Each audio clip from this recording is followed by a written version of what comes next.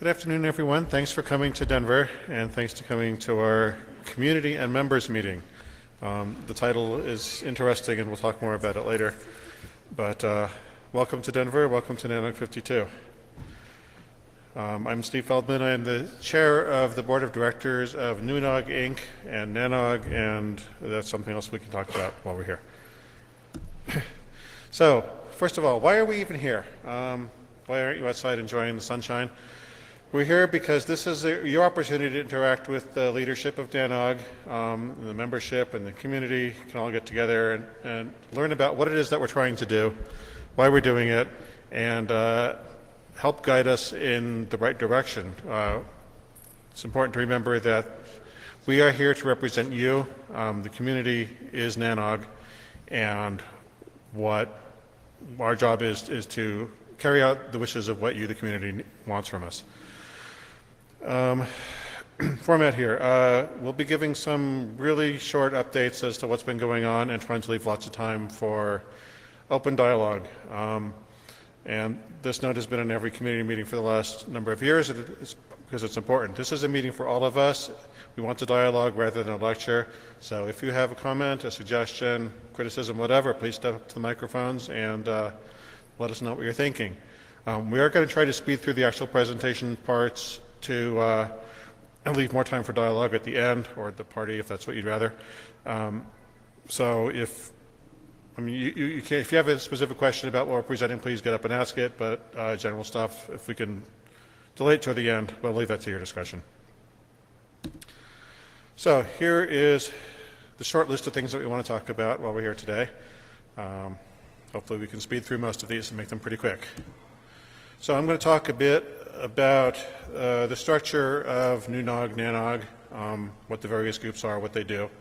Board of Directors is the Board of Directors. We are responsible as elected representatives of the community for making sure that NANOG actually carries out its mission.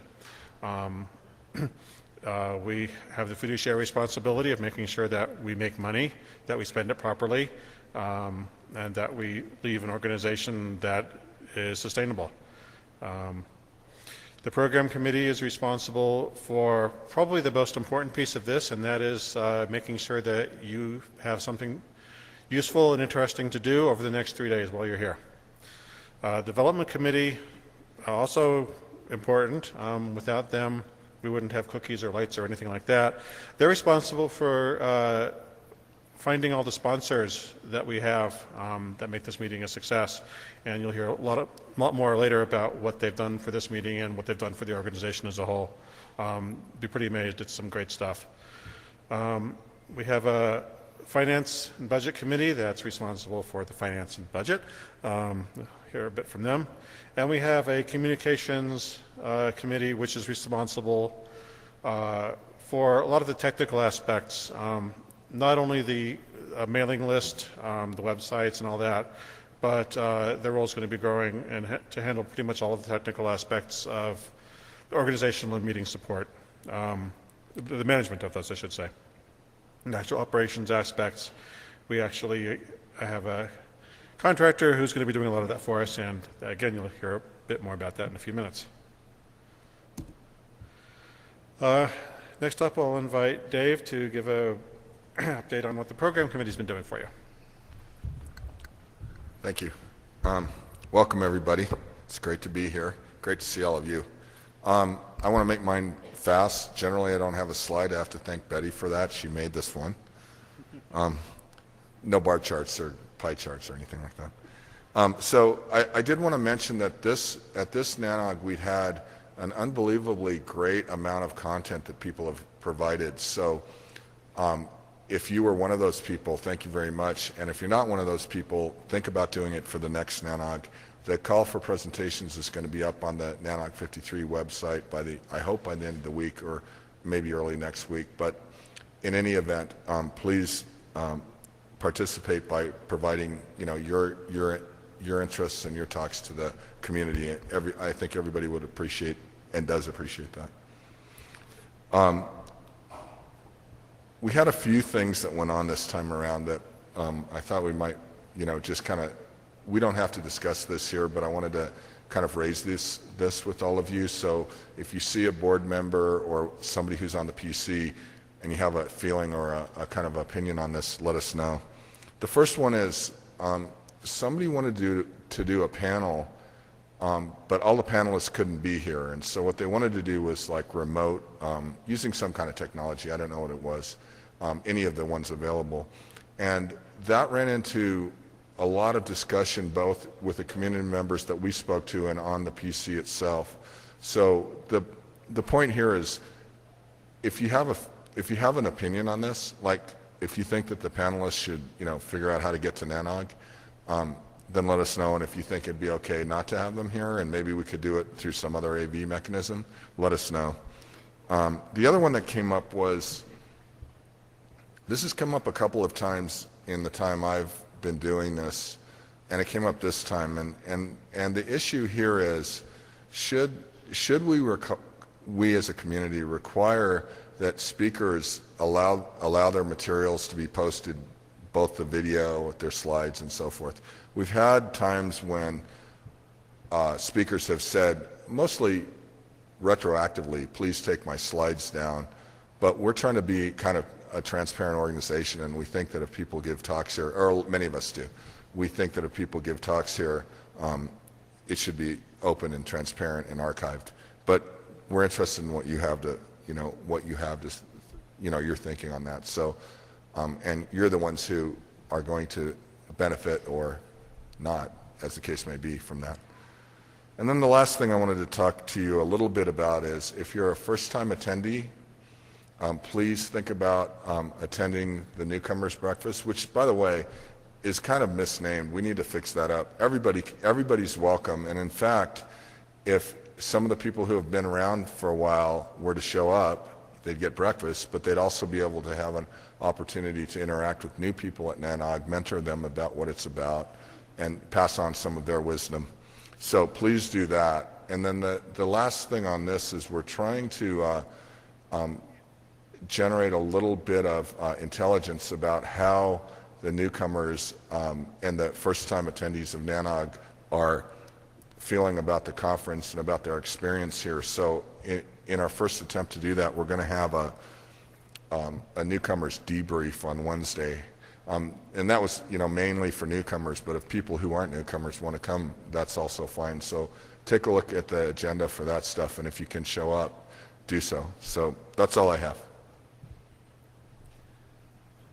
Thanks, Dave. And I forgot to do this earlier, but if are any PC members out there, please stand up so that people can see who you are.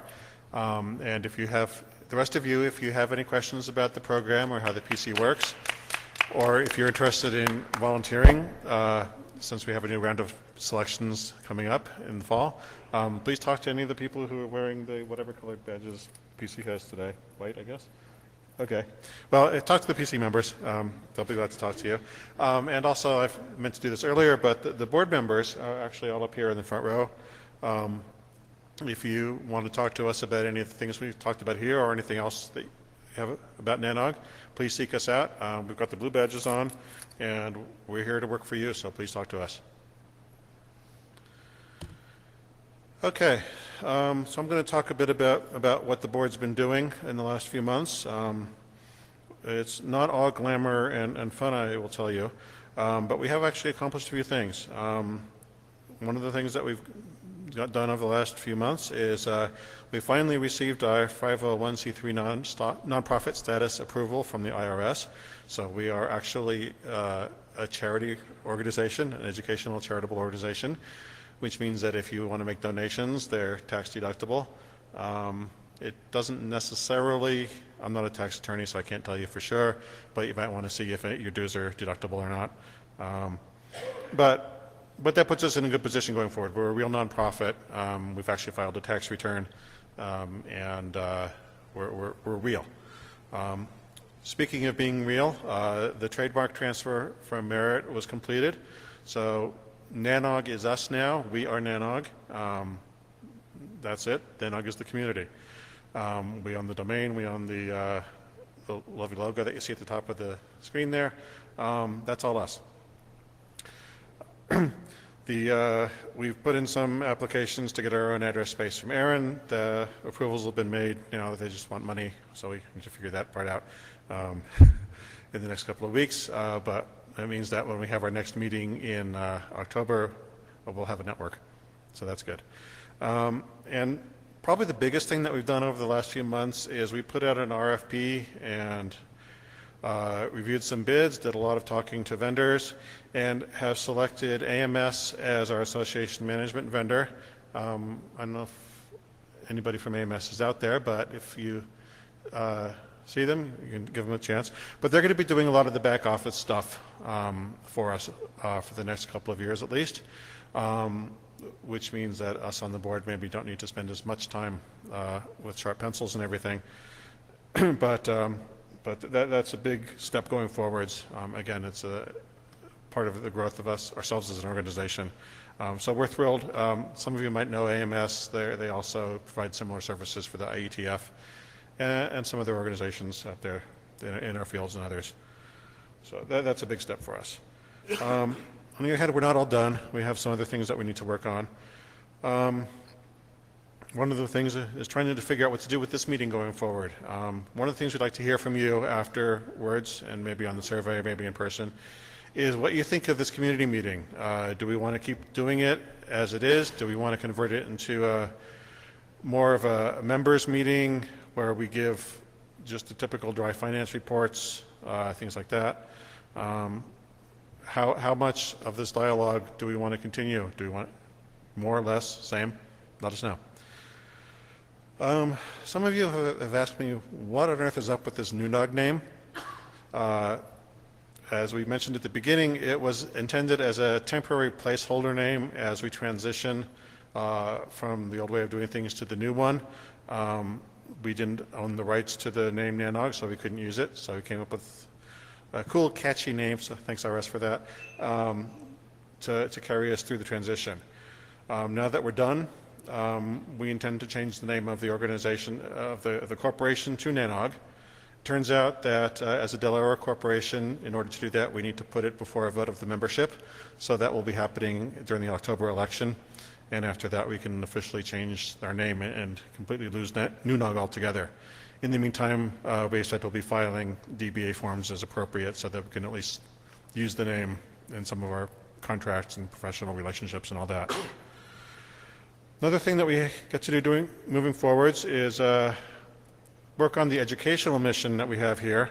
In particular, a couple of those scholarships that have been ongoing for a while.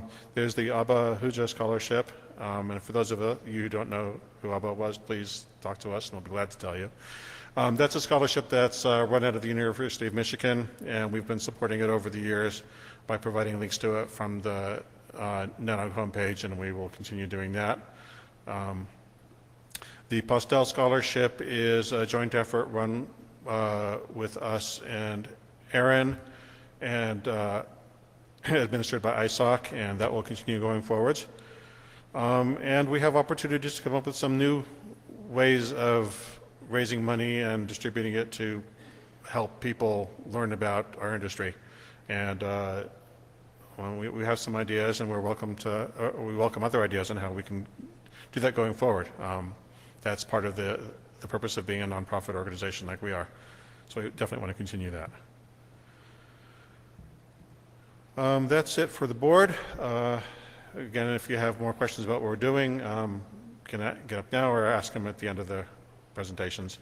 And in the meantime, I will invite Chris up to give us an update on the development working group.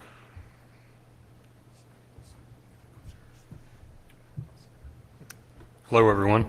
Christopher Casada here. So I'm the chair of the development committee and membership. We're going to basically be talking about the sponsors that we have for this particular meeting and future meetings as well. One of the big things that we moved towards this year, or this calendar year, for our conferences, which includes Denver, Philadelphia, and the upcoming San Diego in February of next year, is that we moved to an annual schedule for our sponsors. We basically had 3 premier sponsors, 2 Diamond and 1 silver sign up for our new programs, and 12 annual meeting sponsors. We'll also be talking about special gifts, member activities, and the NOG Lab as well. So definitely thanks to our host here, Alcatel-Lucent, and their sponsorship and contributions for this particular event, which you will mostly enjoy. The diamond sponsors we had for 2011 through 2012 are Google and NTT. Again, the generous contributions of these companies and their willingness to take our most premier package of sponsorship was most welcome. Again, Alcatel-Lucent, who also joined the ranks of our premier sponsorship and took our first silver sponsorship. They are also attributed to the wonderful social that we're going to be basically having tonight, then contributing also to the NOG Lab, which I'll talk about later, and lanyards, badges, and our giveaway.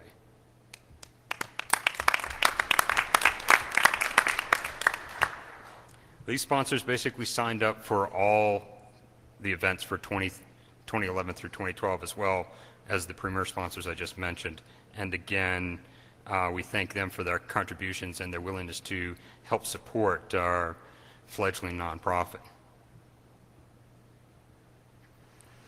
The Continental Breakfast sponsors listed here, also participating within our organization and sponsoring us through the Denver event. And the remaining sponsors. You will see them throughout the event. You'll see we have basically given them signage through the halls, and they're also, depending on the whether it's in beer and gear or NOG Lab or the breaks, they'll have signs. I definitely recommend that you have an opportunity to meet with them, whether it's a break table or beer and gear or at the NOG Lab. Without our sponsors, we could not host this wonderful event. The NOG Lab. Here is the architectural diagram, but also our contributors for the NOG Lab. NOG Lab was a endeavor that we took to bring a new sponsorship to NANOG, and it's run very much with a organization that heads up the NOG Lab as a chief scientist. From there, they basically use vendors as engineers to put together the project. I highly recommend you going in there. John Brokowski from Comcast is our chief scientist and sponsor for the event. Also, Alcatel-Lucent, A10, and Eris. They have a wonderful setup in there, and we're going to continue doing this throughout all the remaining NANOGs to come. Membership. So, as you know, we have a membership organization. As members, you can vote, you can make decisions, you can serve on committees. Joining is pretty much cheap, and you do get a discount for joining. There's the link. Most of you know where it is, and I highly recommend that you join. We also have a table close to registration for joining, and come see us. I'll be there. I'll make you join. And starting right now, we basically have 194 active members on our membership, and thank you very much for participating. Again, you know, it's an easy process to join. There's many different forms that you can put in your membership dues, but it's an opportunity for you to help and serve the community. It allows you to vote, again, and also allows you to, take part in these events. If NANOG is important to you, I highly recommend you become a member. And that's it. Thank you.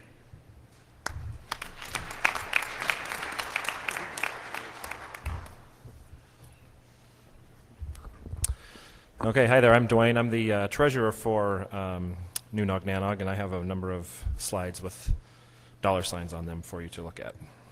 So,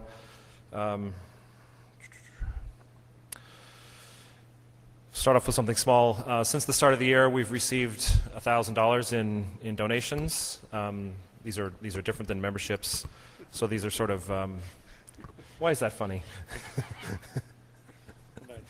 Yes.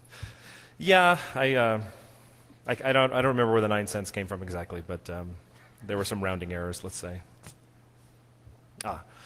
So here, these numbers here represent the financials for NANOG 51, our last meeting. I'll let you read them. Expenses were slightly less than revenue, which is as we like to have them. So after the end of that meeting, we found ourselves with about $18,000 quote profit, which is nice to have. Here's the breakdown of memberships. These are people that have signed up since January 1st. You can see that the one-year membership is the most popular. 3 years also popular. That's where you start to get the discount, and so on. We've had five students sign up so far, which is great. This slide represents money received from sponsors since the start of the year. You see the 2 categories there, and Chris just talked about those different categories. Here's a breakdown of our expenses since the start of the year. We paid an accountant a little bit of money to help us with our taxes. The bulk of the banking fees turns out to be the percentage cut that PayPal and Google take on the transaction processing. The meeting and travel expenses are there. We have a deposit of $5,000 on, I think it's NANOG 56, is that right? So that's at least a year out, and so on. Here are the account balances as of the end of last month. Yeah, the 6 here on the Aaron loan, the 6 cents comes because we earn about a penny interest every month on that account. It's a high yield interest rate account. Yeah. So overall, we're looking pretty good. We're about where we expect to be in terms of money at this point in the organization, and we're confident that going forward everything is going to be just great. I believe that's my last slide. So thank you.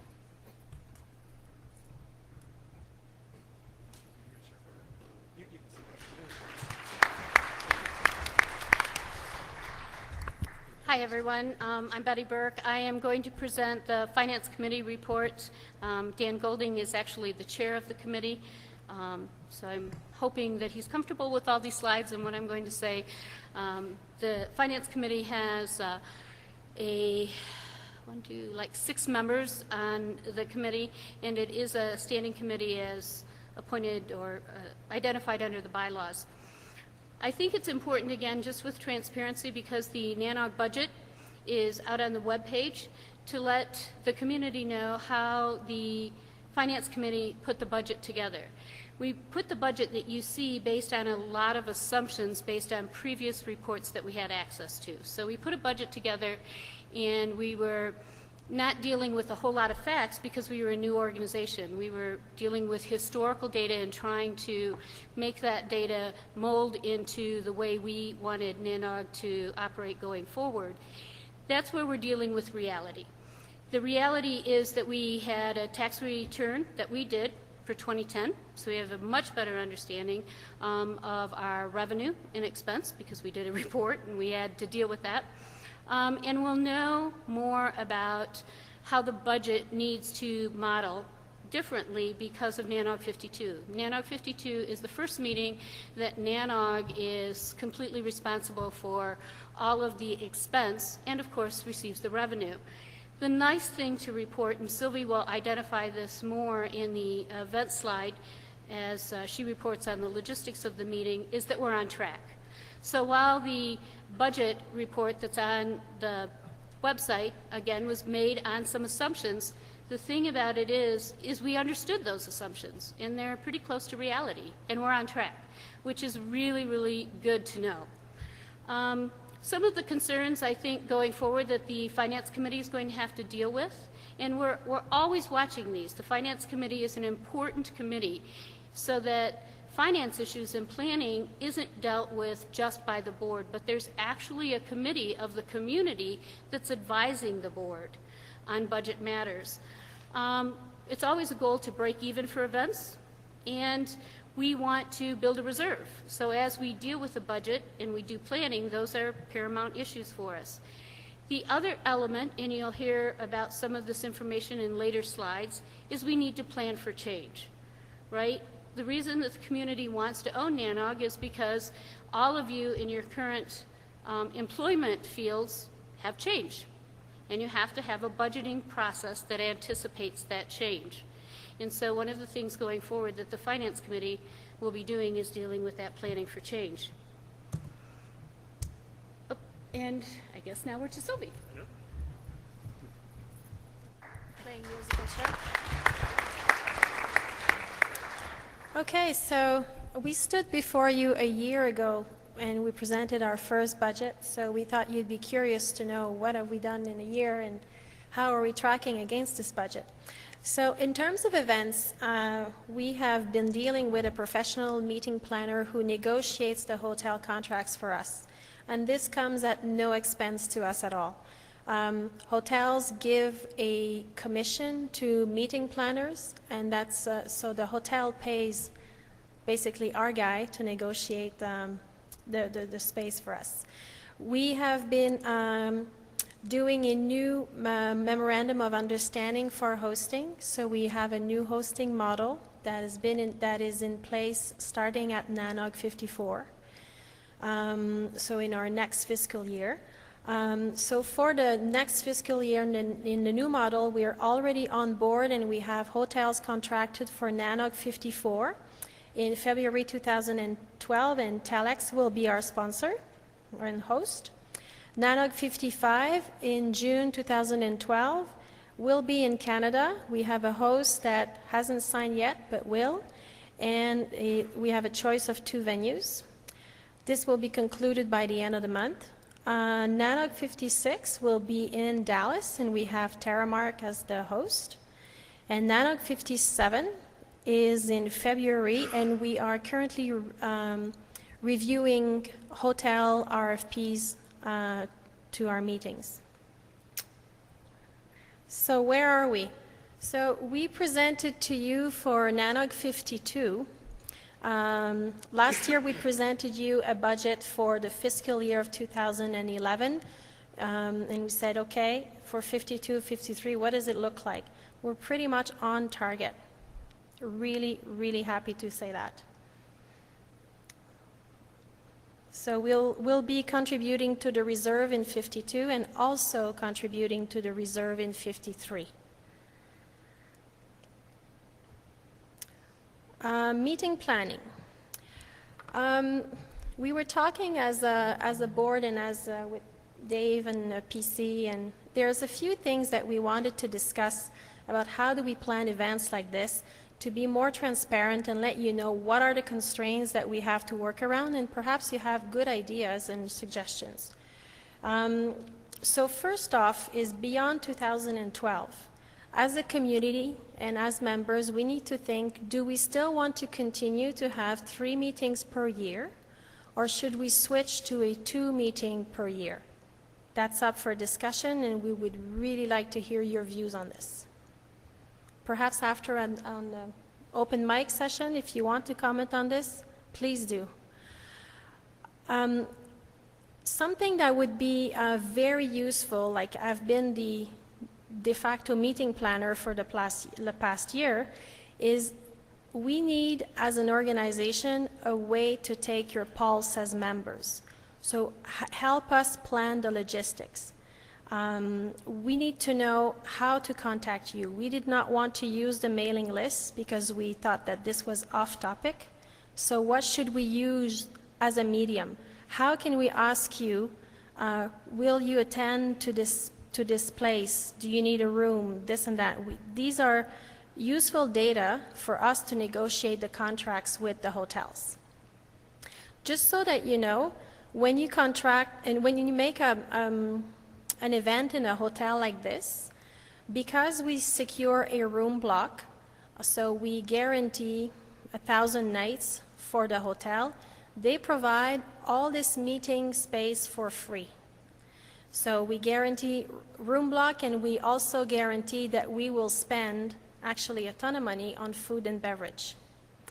When you walk into a hotel, you cannot walk with food, you have to take their food. These rates are they're posted, they're listed, and they're quite hard to negotiate. So as you can imagine, nothing's really cheap in a hotel, plus we have service charges and taxes that add on, so it adds up pretty quickly. I wanted also to let you know that these hotel contracts are contracted 12 to 16 months out. So you've seen the other slides, we're contracted until 56, we're closing 57. So we need to take a forward view 2 years ahead and say, how many rooms will we need? So we need to make a good guess. So it'd be very helpful to have your pulse on this and say, if we make a meeting over in this city, will you attend, or what's the likelihood of you attending? And then we can gauge a proper room block. Room blocks. Who here was not able to secure a room in this hotel? Sorry about that. There's another event on the 14th, which takes also a lot of room. We fully use our block, like we're over our block. We actually got more rooms than we contracted, so we've been fortunate, but we understand that this was not enough for some of you. You had to find a room in a different hotel.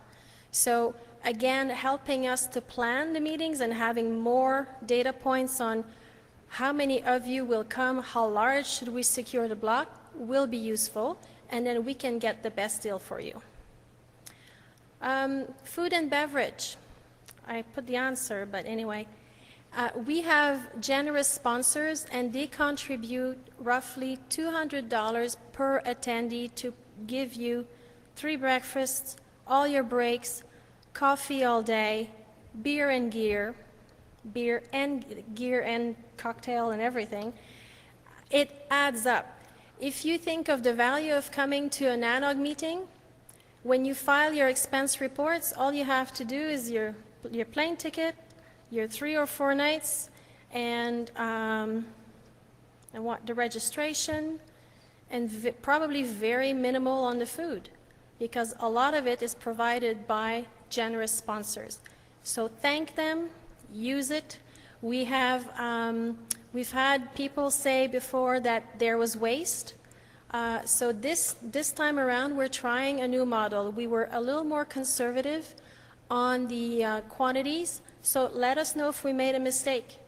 We introduced different things. We said we'll get refreshments all through the day. We had comments that you wanted water, coffee all through the day. We have it there. We've also made a green choice. You won't see too many cans. You won't see too many single servings. These cost an arm and a leg. They're like $6, $7 a piece just to be on the table. So you will see big jugs. You can serve. So we're thinking we're doing something green. It's also helping the cost. Let us know what you think. We're trying a whole lot of different things. Hopefully we won't lack food. If we do, let us know. Let us know what you like to eat, exactly what options you would like us to provide, and we'll provide. You're the members. This is your event. We need to answer your needs. All right, thank you.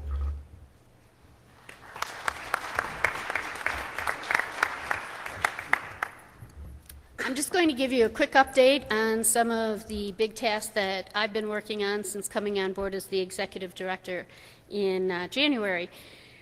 A lot of my time has been spent on the RFPs for the Association Management Company that Steve mentioned earlier, AMS, and working to help AMS in the last few months understand what we need to do to transition the current NANOG website, NANOG mail lists, build, excuse me, for the election process, and all of the kinds of things that we've had in the past but have been managed under merits provisioning for us. And we need now to have AMS be responsible for those things. So I've been doing a lot of logistical interface with both their administrative staff and their technical staff with support from Mike Smith. I'm really, really excited. Our goal by the end of June, which is not far away, to have all of the website, current nanog.org, in its entirety. All of the history, all of the information, all of the links working, so everything, just like you have today, works on a machine at AMS. And we are in the process of transitioning the mail list. The website's already moved. We're testing all of the links now. There are some things that aren't working because some of the links are hard-coded into information that rests on machines in Ann Arbor. And so until we make our own registration system, for instance, and some of the other things, some of those links just aren't going to work until we start populating NANOG 53. But it's really, really rewarding to know that a lot of hard work by the AMS staff and certainly by Mike Smith and some of the members of the board, we did make the transition. Things are working. AMS is providing us hot backups as well as servers in 2 redundant data center locations. So we shouldn't have in the future any kind of downtime because of machine failure. We've really got a good base with them. We're currently reviewing the mail list issues. Right now, Mailman on servers in Ann Arbor are supporting our conversations and our archives, and we'll be moving into a new tool set called Arrow at AMS on their machines. So I can't report that we're done, but I'm not worried that it won't be done. Steve has asked for a little bit of extra time in case we're not done by the end of June so that we can keep the machines in Ann Arbor running should we need them. I will make sure to communicate with the community and keep you all apprised of any changes or any hiccups along the way. Our goal is that July 12th, when we open registration, we'll be operating totally in the new environment. What this means to all of you is that the new registration process that you'll see for NANOG 53 is going to look different. Okay? Some of the historical data that we use right now for registration will not be coming over. We have to build that database fresh. And so you will probably have to create new credentials for NANOG 53 and enter in some new information about yourself for the registration process. That will be the last time. The new tool that we'll be using, Arrow at AMS, is very dynamic and will be able to make a lot more reports and a lot more functionality for you as a member of the community or even as an attendee, which is also a different kind of member. But we're very excited about the transition. One of the things that we didn't do in our bidding process from the RFP in February is settle on a technical meeting support vendor. The board and a number of the technical folks in the chairs group have been having a lot of discussion about what are the actual webcast requirements. It's easy for us to describe the networking requirements. You know, this is how you do this router and these switches, and this is how we connect to the commodity internet for routing fabric. I mean, those things are all pretty straightforward, and vendors can quote on that kind of gear to provide support. What caused us concern when we looked at the cost of the proposals was the webcast, the netcast, whatever label we want to put on it. The ability for folks who are not here in this venue with us to be able to participate or watch the meeting remotely. And it was either in our way of describing that need to the vendors or the vendors understanding our need and submitting a proposal to us that we all felt we could endorse. So given the confusion and the need to move forward, we simply did not decide. The goal is to, and their representatives from the vendors have been here talking with us, and as a board, we have a lot of ideas about how to solve the problem, but we haven't solved it yet. We will be, by the end of the month, making a decision before us, and I think that it's important for all of you to provide input to the board about this idea that I just heard about it again, a reminder before I came here to the lectern was, well, you know, Betty, let's just get sponsors to give you some gear. Let's just get various hardware vendors to give you some gear, and then we'll just get volunteers to operate the network support. And I don't know about that one. One side of me says, well, yeah, you know, having been around the community for a long time, that's the way we used to do it. We used to have vendors provide gear. Some provided it long-term. Some provided it just for a meeting. And then we had to have whoever was in charge of the meeting, in this case it would be the executive director, to go out and herd the cats, the volunteers, to make sure that they were on hand to support the construction and operation of the network during the meeting, so that it was consistent for all of you. And I'm here to tell you that's not easy. So I worry in that model about using volunteers of the consistency, the fact for the membership as a whole to be able to come to the meeting and expect quality service, that the network and all of the other issues that you've come to enjoy just aren't issues because it's all taken care of. And that's why my vote thus far has been to deal with paid contractors. But because we haven't made a decision, it would be good to hear your input on that view. You've all been around as long as I have and maybe longer, so I'm sure you have an opinion.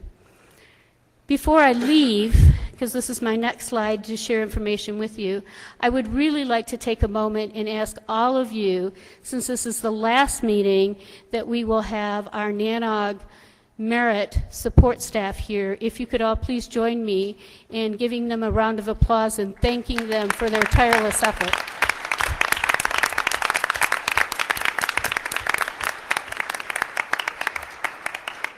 They've done a truly great job for all of you, and I think as a board, as we go through these proposals, we can really appreciate what they've done even more. Patrick.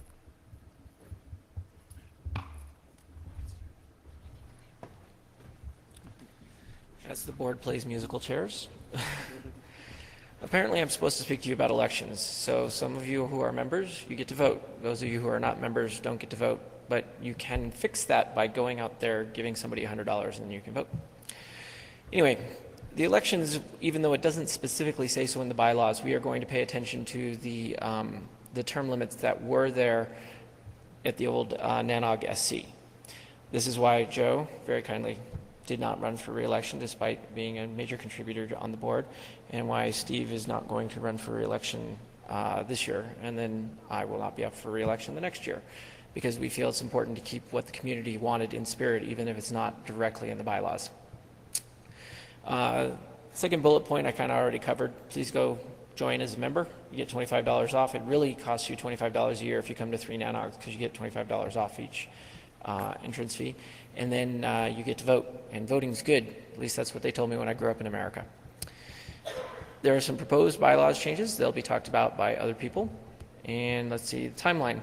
We don't have an exact timeline yet. We do know when the election is going to be held, but we don't actually have a time for when the nominations and petitions will be open. We should have that timeline in July, right? Yes, we will announce in July when the timeline is. Be clear that does not mean nominations open in July. That means we will tell you when nominations will open sometime in July. Then we'll go through the standard ballot. You can vote electronically. You don't have to be at the meeting. And then we'll get an election and the board results. And then shortly thereafter, usually the Wednesday morning of the NANOG, or Thursday morning of the NANOG after, sorry, the Thursday morning after the NANOG, the newly elected board gathers together and then selects the committee members. So that is the timeline of when things are done. So anybody have any questions? Good. Who here is not a member? Raise your hand. Okay, if you're sitting next to somebody who isn't a member, hit them, and then keep hitting them until they go out there and become a member. Raise your hand again. Oh, next, proposed bylaws.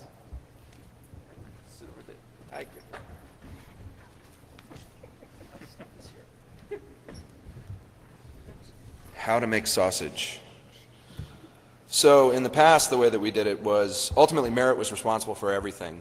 And that meant they had authority, but they also had all the responsibility for making sure everything came off really well. Steering committee was elected, and then they selected the program committee, communications committee, and development committee from a pool of people that volunteered. Then during the transition, we got this, which I won't go through point by point, but suffice it to say it got very complicated because we're transitioning from where Merit was responsible for everything, where now we are responsible for everything. And it takes a lot of different people doing a lot of different kind of specialized tasks to build this new organization. So the question is, what are we going to do now that Merit's no longer going to be at the top of the chart here, and it's us. So what we're proposing is the board of directors, which was the steering committee, which is this group here, executive director, which is Betty, and then instead of the old committee, some of the committees you'll see the same. The program committee, development committee are essentially the same as they have been forever. The finance committee, which we talked about a little bit in the bylaws, are the people that are going to be responsible for building all the budgetary stuff.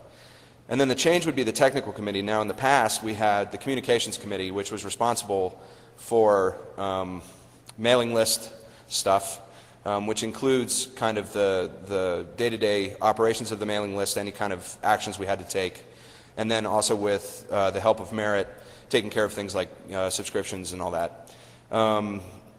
That's not a role that seems to be moving forward very well. Just since the last meeting, we've only had to really step in on 2 threads. So there is the question, do we even need to moderate the list anymore? And with the new Arrow system, all of the technical stuff that we had to do can now be accomplished as a technical task, not as a communications task.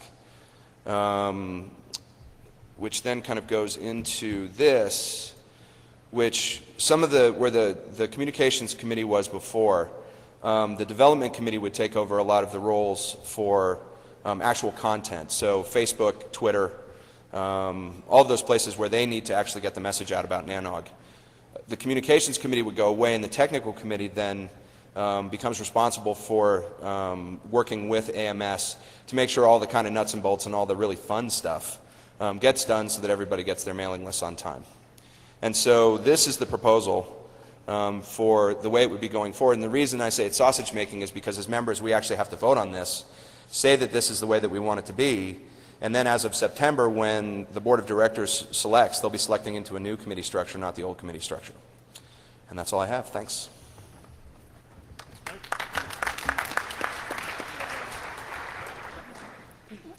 Oops, I clicked on that. Okay, so back to me. So, while I'm up here, I'd like to ask those of you who were at NANOG 49 in San Francisco a year ago to think about what that community meeting was like and reflect on what's changed since then and what we've accomplished.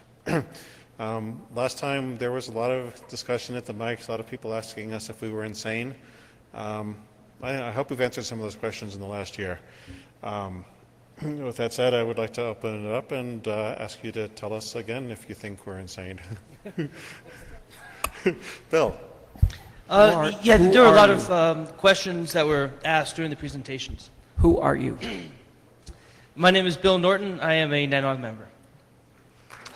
The first comment, and there's only 3 here. The first comment was to Sylvie. You're trying new things. Thank you. I love that you're trying new things. And NANOG, I really would love to see the stepwise evolution and just try things, see what happens. Maybe things will work out, maybe they won't, but I love that you're trying new things. The funding, it looks good. My hat's off to Chris Casada. My gosh, all those sponsors that you got, you came through. I'm just really, really impressed with that. And it sounds like things are going smoothly, which brings me to the second point. The question was asked about the form of this community meeting. Maybe we don't need so many of the details. I mean, it's it's almost an hour through, and you guys have done almost all of the talking. If you really want the community meeting to be a discussion, the suggestion would be put out the information, maybe with some narrative text and the spreadsheets, and have that up on the web, and give us a week to digest it, and maybe then suggest to you some agenda items that we would like to hear discussed. And then more of this could be community feedback and discussion. For example, one of the questions was, what would you like to see in the community meeting, or what would you like to see in the locations? That might be a good topic to have in advance, so we can kind of noodle on it and think about how we would discuss that in this forum. And then the last one had to do with locations. You're asking the question, 2 years out, are we going to go to Memphis? And that's a really tough question to ask, but I think if you go back and you look at all of the attendee stats that we have for all the different locations throughout the 50-some NANOGs that we've done, I think you're going to find there are 3 categories. There are those of us regulars who go to any NANOG wherever it happens to be, and that's a chunk you can just count on. There are those who are local. We'll go to those that are close by. So that's where you get the San Francisco effect, where you're always going to have 600 people showing up because it's San Francisco. So you can count on that data. And then there's like, what, a 20 or 30 or 40% of newbies who have never been to an NANOG before. And if you add those up together, I think you can come up with some pretty good ideas of what the location population is going to look like. So that's. Thank you, Bill. Jared, who are you? Hi, Jared Mach from NTT. I only have 7 things here on my list. They're actually pretty quick. So, I mean, these are sort of in response to a lot of the questions that were asked. The first 2 are for Sylvie. One, as it relates to the room block. Do you think that we're going to be able to, I know there's a delicate balance involved there in trying to hit the right number. Do you think as we're getting further out in some of the planning and stuff that we're going to be able to go more public with where the hotels are, 12, 13 months in advance? Such that people can go ahead and help you fulfill those room block commitments early with the reservations? Because I think there's a lot of people who wait instantly and then will go and block out those rooms, even when they don't have their final travel plans done. And the second one is just sort of on the food. I think that it would probably be better to send out a broader email message regarding some of the food survey type stuff, as opposed to the people in this room, because there's a lot of people who aren't in this room, and actually asking at the breakfast might be a great thing for tomorrow. Just a second. Okay. So on that, what would be? It's on. Oh, push the button. Right. On how to get the information out to the attendees, what would be the medium? The mailing list, another mailing list that we call members at? What's appropriate? I think that you just have to make it part of the survey, to be honest. Is probably going to be a good way to get feedback on the food if you guys are soliciting that. I think the survey will be a good place. I know historically speaking the response rate's not been great, but if you say, please complain about the food, I'm sure there will be somebody who will. Unfortunately, it kind of works that way. I had two other things. These are more just statements. For remote participation, as well as for the slides, I think yes on remote participation, and on the slides, if you presented them, I don't really think you can really retract them. If somebody's going to get in trouble with their HR or PR, press department, that's kind of their fault for getting up and presenting without clearance. I mean, it's not your job to babysit people at their job. Betty. So, Jared, just on that one, when you submit a talk, there's click this thing and it says permission to record it. So, maybe we just should take that off and just put a disclaimer saying this will be recorded.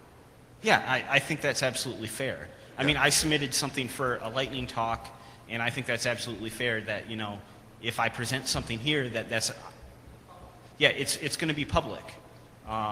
Even though this isn't technically a public property or location. So I agree with that, but by virtue of the fact that click box was there at one time, not everybody thought that, right? So that's why we're trying to understand it.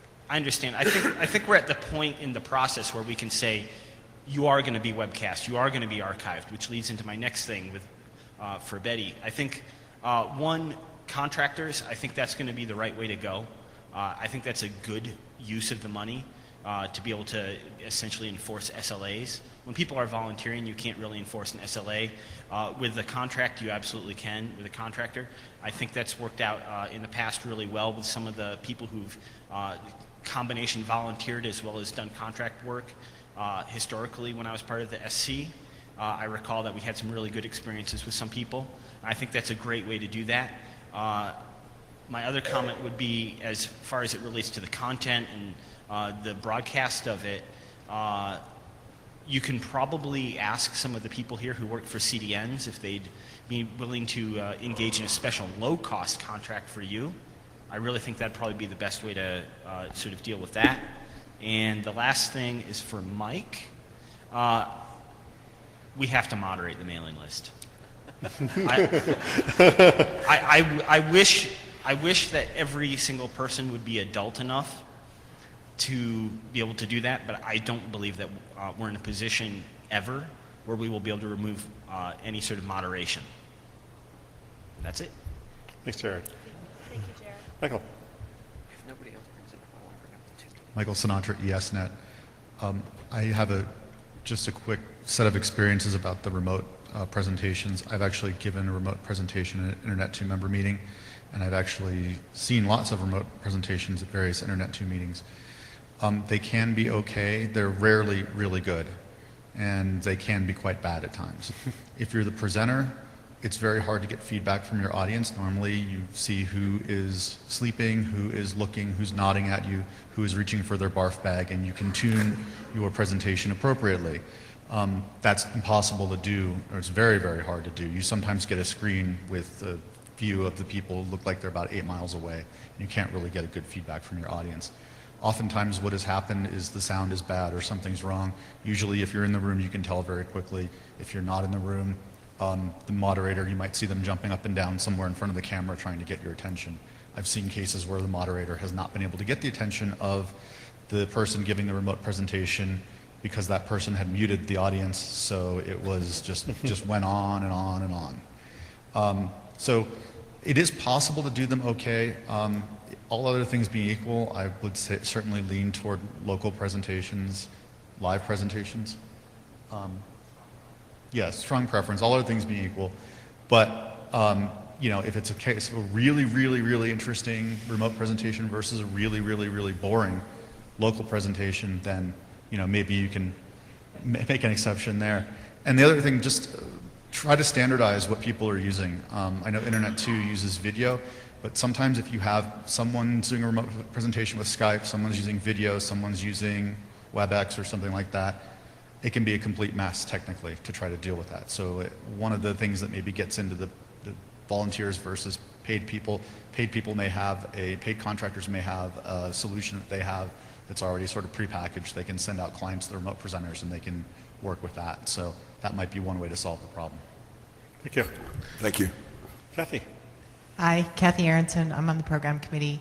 So I have a question for everybody. So what if there's this really great presentation and it's by, say, a government agency, and the only way that they'll present it to this audience is if it's not recorded, and it's really something that everybody might want to hear? Do we turn it down because they don't want to be recorded, or do we let them present? I'm just asking. I think that the program committee should have the latitude to do as they please. I'm answering because she said everybody in the room, and I count. Mm-hmm. Can't hear you. Use the microphone. We're getting what? Okay. Yes. Sorry. This is Jared Mach again. I think if they're willing to give it in the room, and it's still going to be live webcast, correct? So we're going to turn off the webcast for remote participants for this, for the one session, and black it out and say this has been blacked out by the government.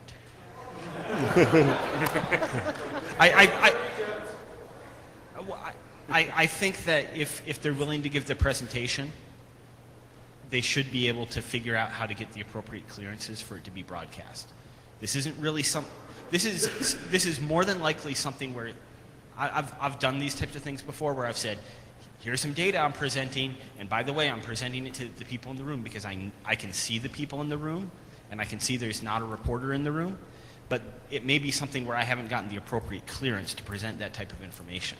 And I think the challenge here is that if they're going to go ahead and do this, and they need to get the right clearances to present it, you know, maybe we need to take their session in the next NANOG because they have to go through their press office and take enough time.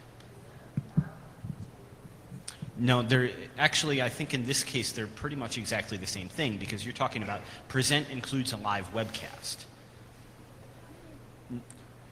The NANOG meetings are currently webcast.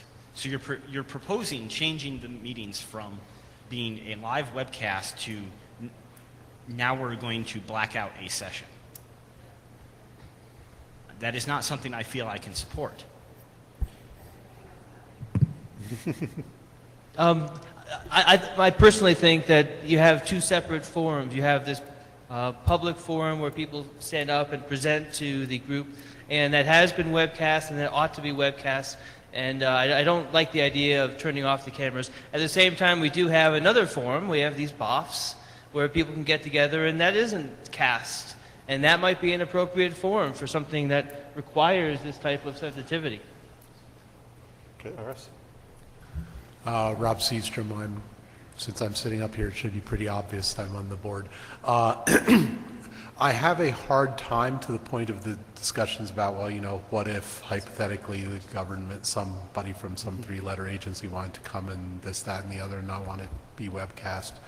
I have a hard time envisioning such a situation would actually materialize, and I would hope that we would push back on that as hard as we possibly could, because I think that anything that's worth getting out to our members here is worth getting out to anyone who couldn't attend. Rob, this has happened, so that's why they're asking. Oh, it has? Okay.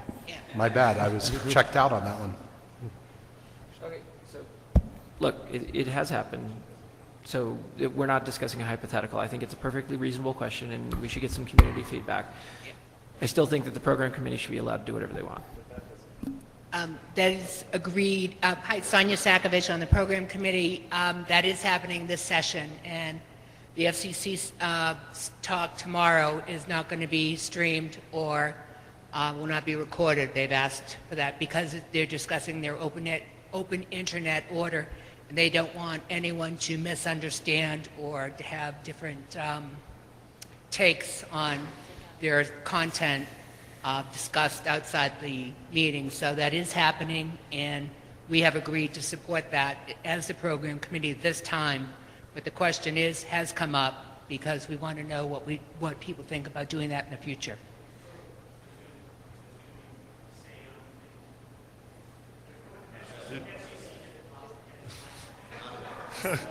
Non-duplication blackout.